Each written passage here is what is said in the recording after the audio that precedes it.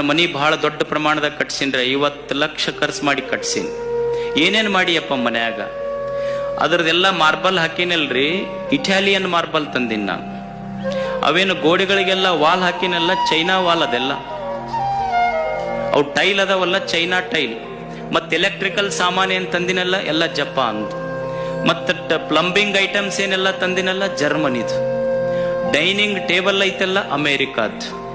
ಹಳ್ಳಿಯಾಗಿದ್ದ ಮನುಷ್ಯ ಹೇಳ್ತಾನೆ, ಹೌದಪ್ಪ ಕರೆಕ್ಟು, ನೀ ಹಾಕಿದ ಮಾರ್ಬಲ್ ಇಟಾಲಿಯನ್, ನೀ ನೋಡಿಸಿದ ಜಳಗಳೆಲ್ಲ ನೆಳಗಳು ಜರ್ಮನಿ, ನಿನ್ನ ಎಲೆಕ್ಟ್ರಿಫಿಕೇಶನ್ ಎಲ್ಲ ಇದ್ದಿದ್ದು ಜಪಾನ್, ನಿನ್ನ ಊಟದ ಡೈನಿಂಗ್ ಟೇಬಲ್ ಐತೆಲ್ಲ ಅಮೇರಿಕದ. ಖರೆ ಡೈನಿಂಗ್ ಟೇಬಲ್ ಅಮೇರಿಕಾದಿರ್ಬೋದು, ಆದ್ರೆ ಡೈನಿಂಗ್ ಟೇಬಲ್ ಮೇಲೆ ಇಟ್ಟ ಪುಂಡಿ ಪಲ್ಯ ರೊಟ್ಟಿ ಕಗ್ಗೋಡದ್ದಲ್ಲಪ್ಪ, ಅದೇನು ಬೇರೆದ್ದಲ್ಲ. ನಮ್ಮದು ಅನ್ನುವ ಅಭಿಮಾನ ನಮಗೆ ಬೇಕಾಗ್ತದೆ. ನಮ್ಮದು ಅನ್ನುವ ಅಭಿಮಾನ ನಮಗಿರದೇ ಇದ್ರೆ ದೇಶ ಹೇಗೆ ಬದುಕ್ತವೆ ಹೇಳಿ?